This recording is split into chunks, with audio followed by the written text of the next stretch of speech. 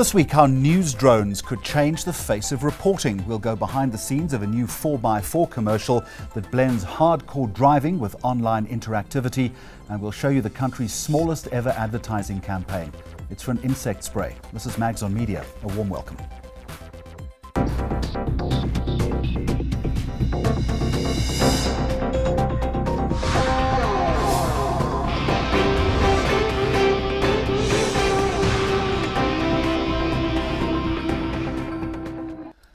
Now, one thing we love in the media are lists, and now South Africa has its first compilation of 100 extraordinary achievers. The newspaper City Press has launched its 100 world-class South Africans. It's a nice idea. Who's on and how did they get there? Well, we're joined by editor Ferial Haffajee, along with Natalie Jardine from New Media Publishing. To both of you, welcome. Ferial, let me start with you. What makes a world-class South African? Our definition is it's a person who has to have won a big award on the global stage, somehow won some kind of recognition. And the reason I did it is because wherever I go, people always say to me, you guys only do bad news. So this is my antidote. It's my good news story. And it's also because I believe we have an inferiority complex in South Africa, and 19 years on, we shouldn't have one. I found more people than we could possibly put into a book, triple the size. Yeah? Do they have to have done something positive? Could you put notorious, infamous people on that list? No, it is a positive, a positive read. It was with some devastation that we had to take Oscar Pistorius out.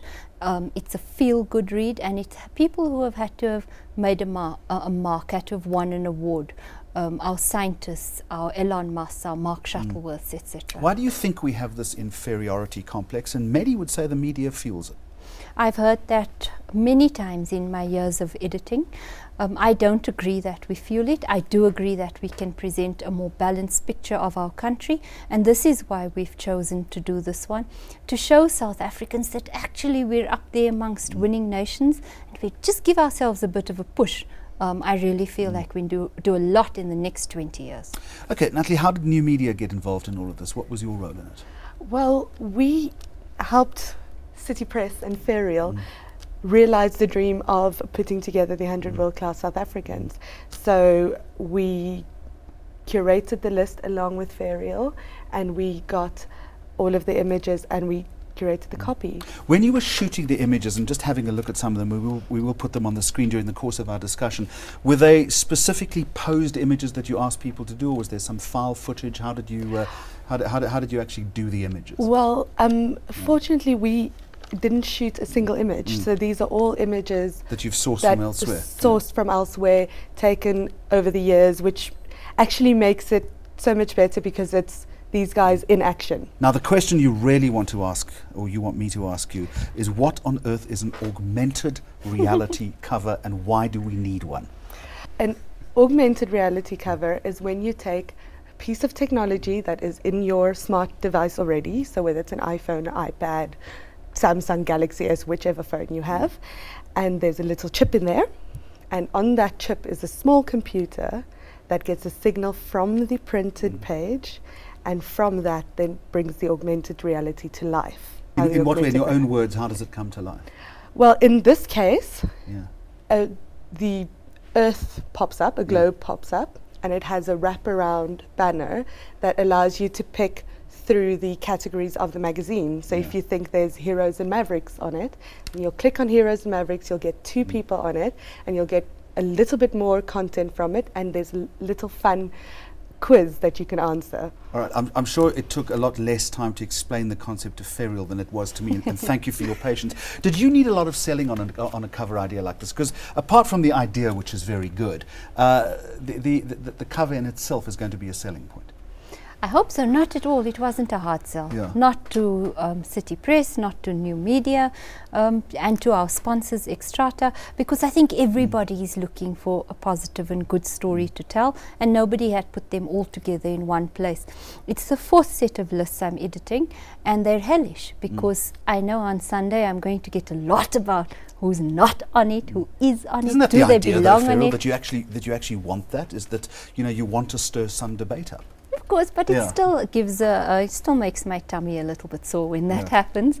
And like with the Times 100 most influential people in the world, lots of debate about that. I hope we get some of it, but I hope people realize that it's the first one, and that I hope it'll be like a process of crowdsourcing. They'll tell me about more people. So. When you actually sat down and you and New Media to curate this list, as you put it, what kind of discussion informed whether the person was, included in the pages or shunted to the margins for 2013? Natalie can help as well, but we've been doing it for about 9 months now. We meant to start it for Heritage Day, too hard to do, and new people kept coming up. We've got smaller lists of the heir apparents or the up-and-coming list, and that was our way of including tomorrow's people. What was your role in the curation of this?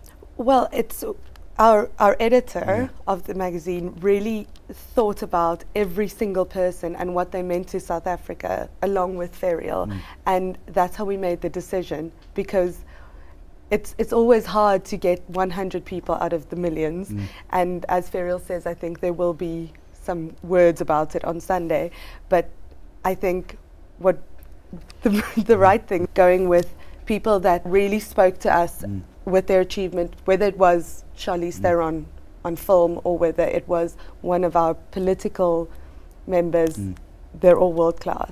Ferial, having worked on something like this, and it's such a good idea, what have you, not what have you, but has your perception at all changed about these South African heroes and the kind of contribution that we're making to global society? That old cliche about punching above our weight, has that reinforced that for you perhaps? Well, I started realizing that we were, but that we didn't know so often enough, and that we weren't capturing their stories, when I began to look and highlight and cut out in everything I read, finding people designing hats, or they are the obvious ones, like Nelson Mandela, Cyril Ramaphosa, Archbishop Tutu. They're world famous, have done many things, but everywhere I began to see and find South Africans, Lauren Bierkus, the Intersections team, etc., doing amazing things.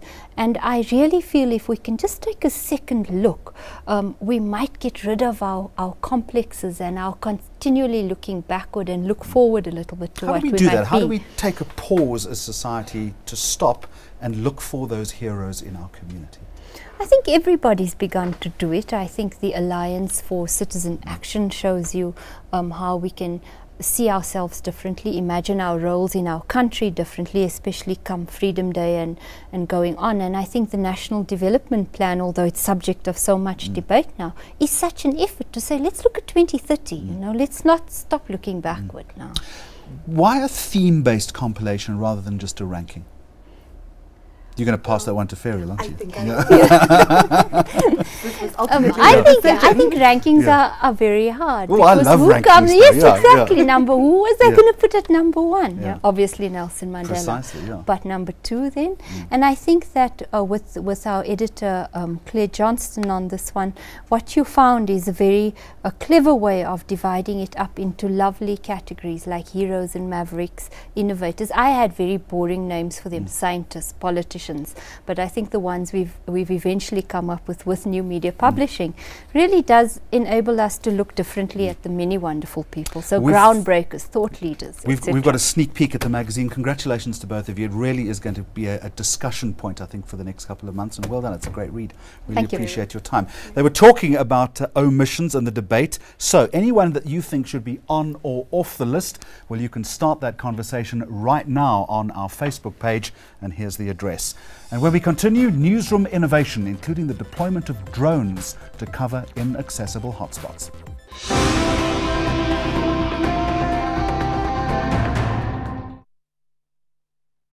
News that moves. enca.com.